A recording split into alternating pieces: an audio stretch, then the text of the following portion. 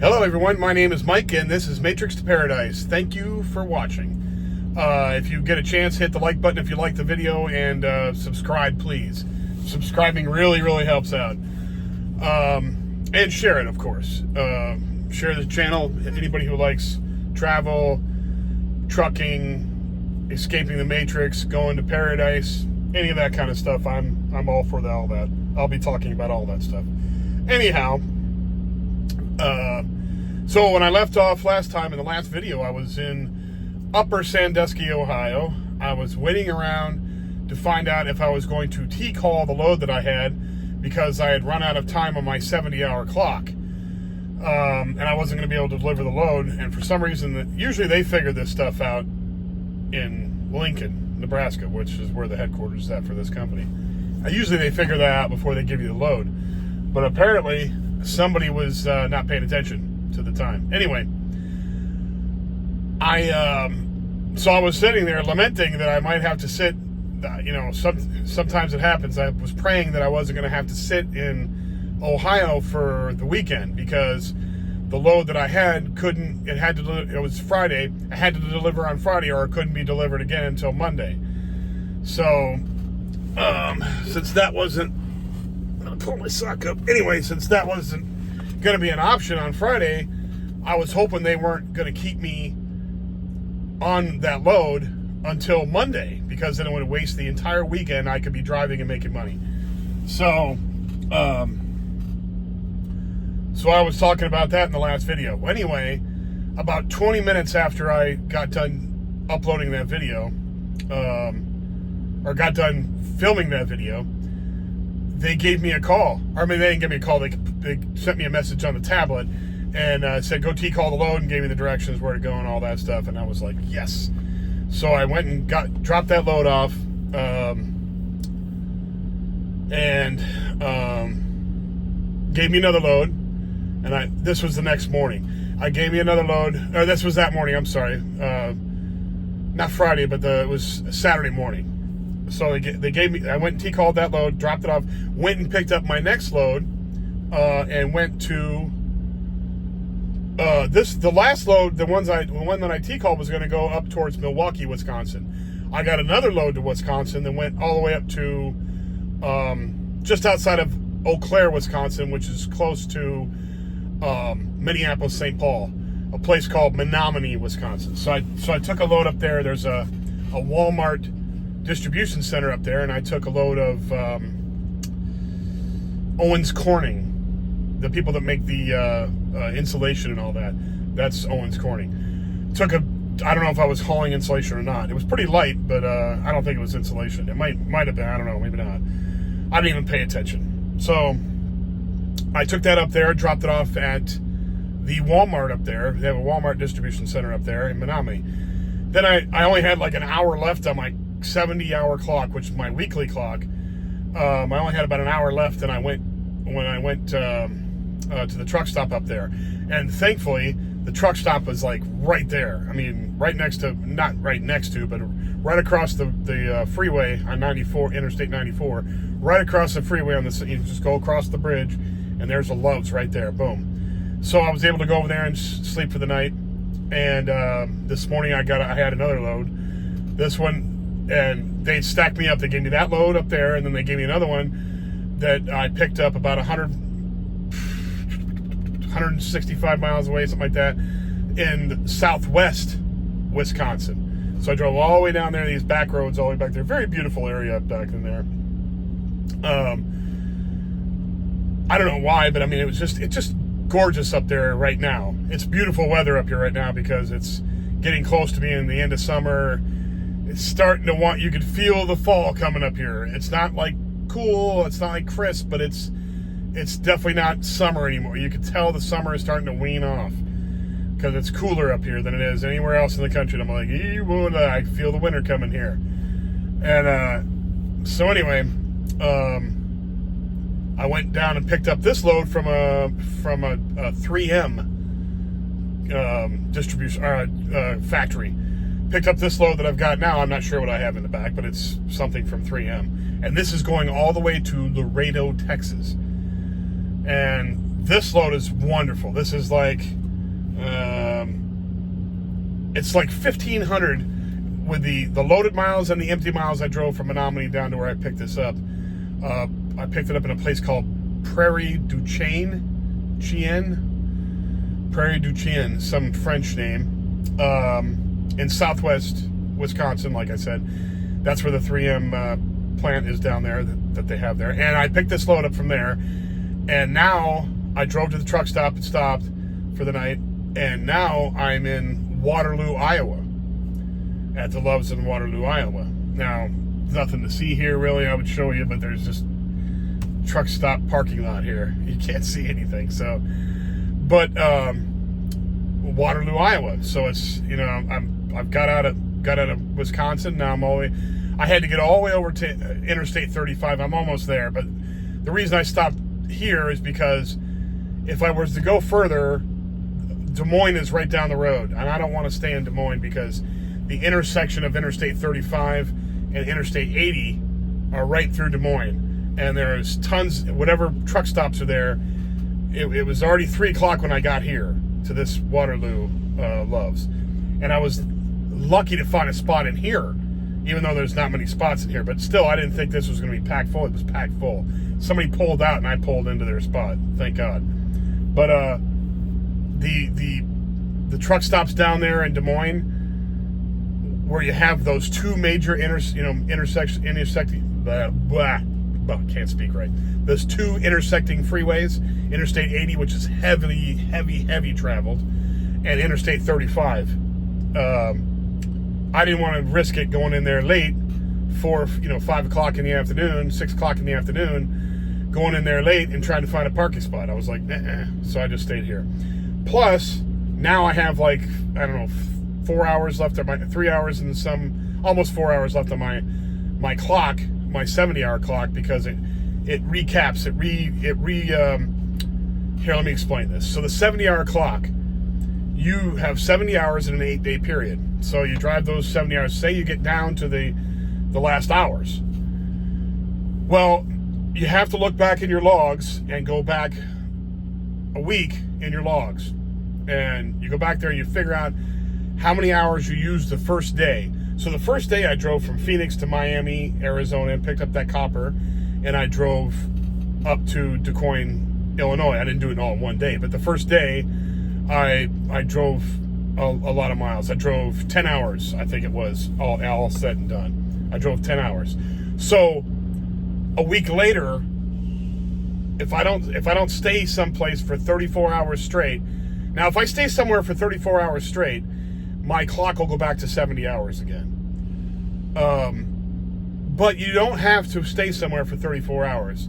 What'll happen is, when you go back to the week before, whatever hours you used exactly a week before will come back to you again.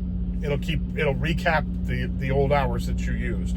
So when I had 1 hour left on my clock last night, on my 70-hour clock, last night when I stopped at Love's up in Menominee, the next day it was going to come back where I was going to get all the hours that I used on the first day of the week when I went to Miami, Arizona to pick up that copper load.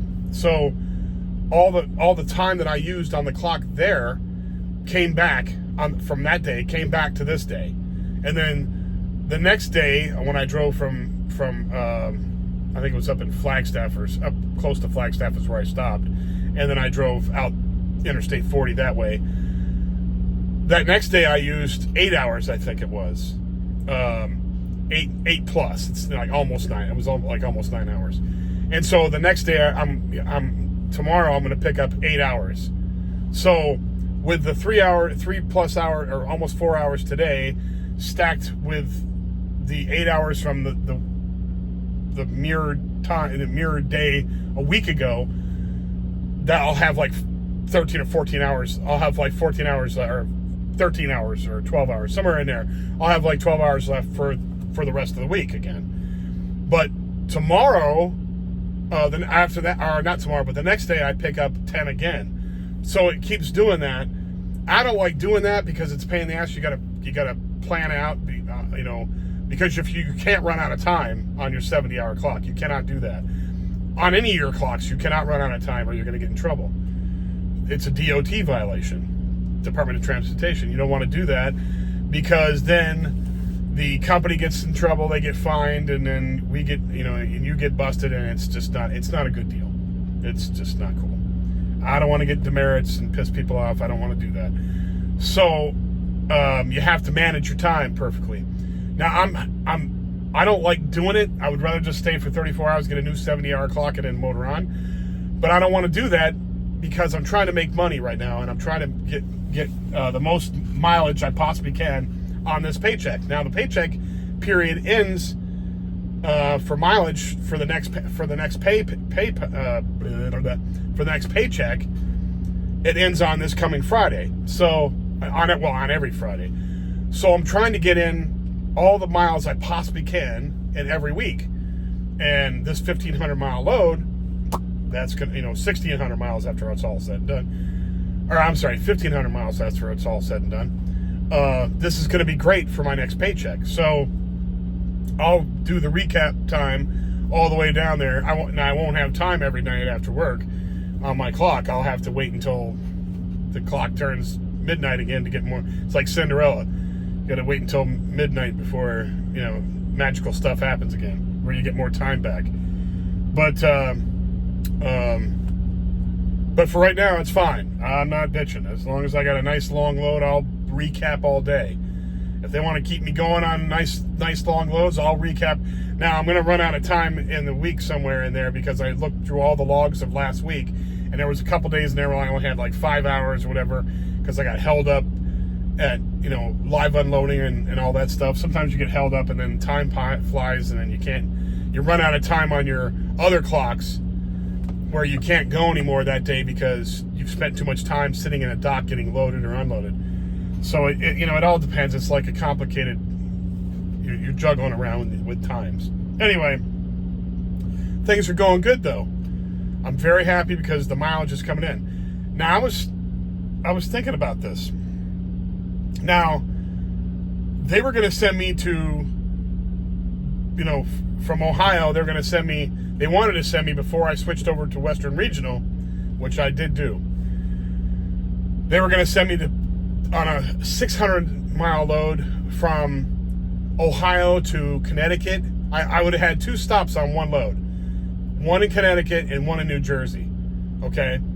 Now, if anybody out there has driven a tractor trailer, they know that driving, that is a pain in the ass load. A big, huge pain load. Because not only are you driving through all the traffic of that whole corridor, the whole East Coast mega city corridor, which is Boston to DC, that whole run right through there is a huge pain in the ass. There's so much traffic out there.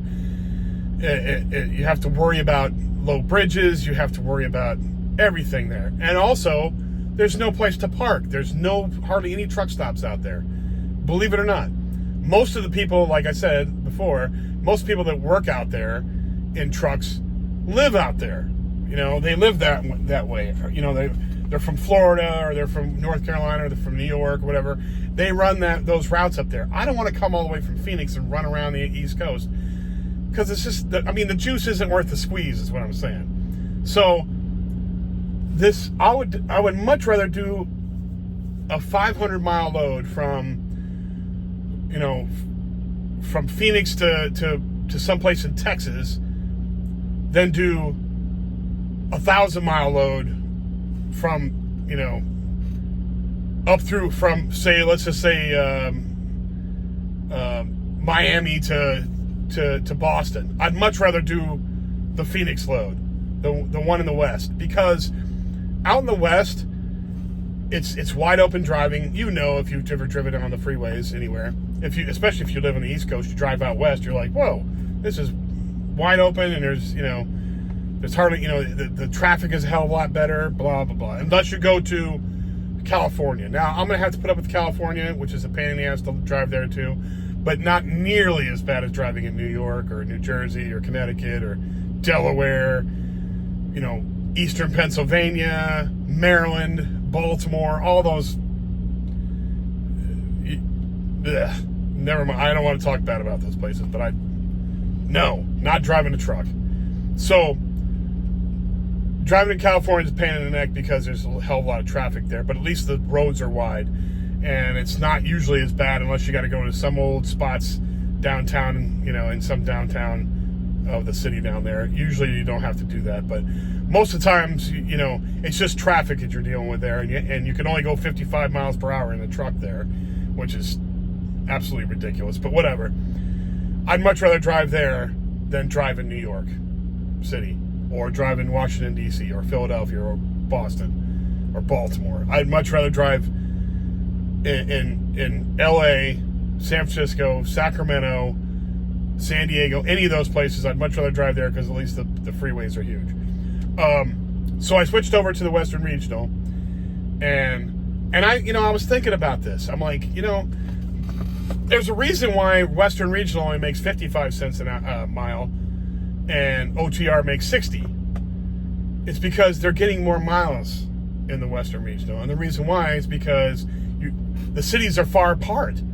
If you're driving from DC to Philadelphia,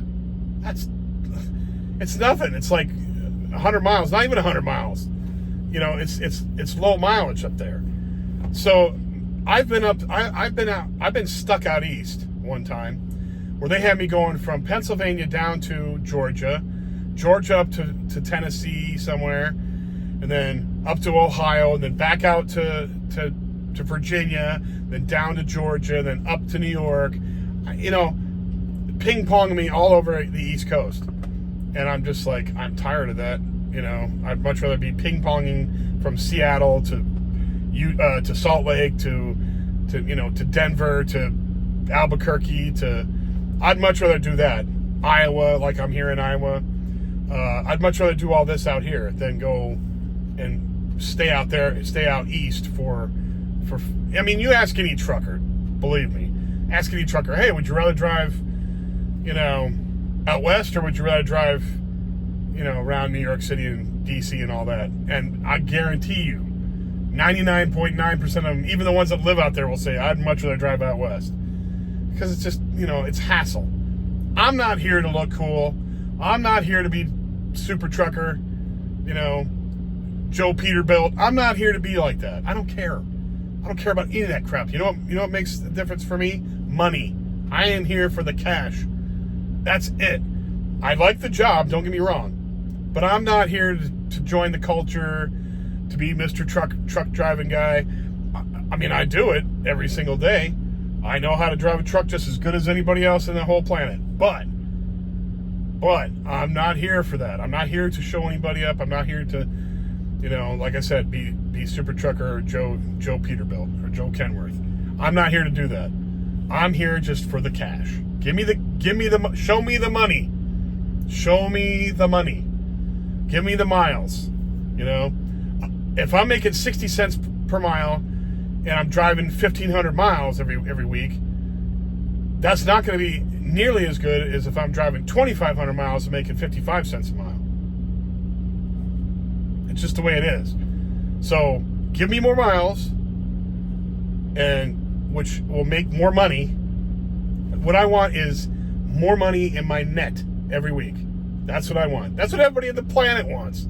Everybody on the planet wants more money in their net, not in their gross, not in any other, and what the cash that comes into your hand. You want more of it. I don't care if I make less.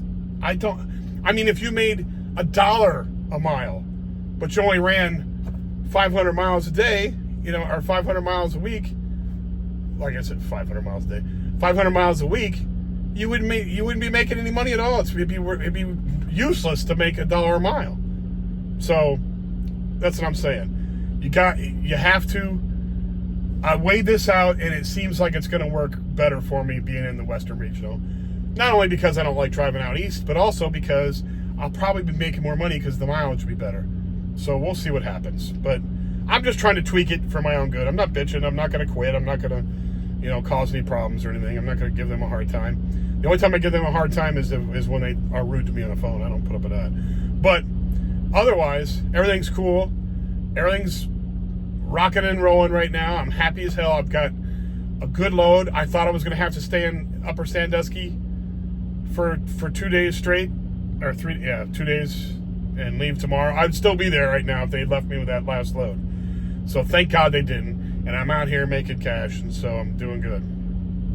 But I'll be in Laredo, Texas on the 14th because I got an appointment there for a live unload, which is good because that means I don't have to go find a trailer after I get done unloading, and I can get a load out of there and see if they can cap off this week, because I'll have Thursday and Friday left over before the weekends. Hopefully they can cap off this week with a decent load coming out of there.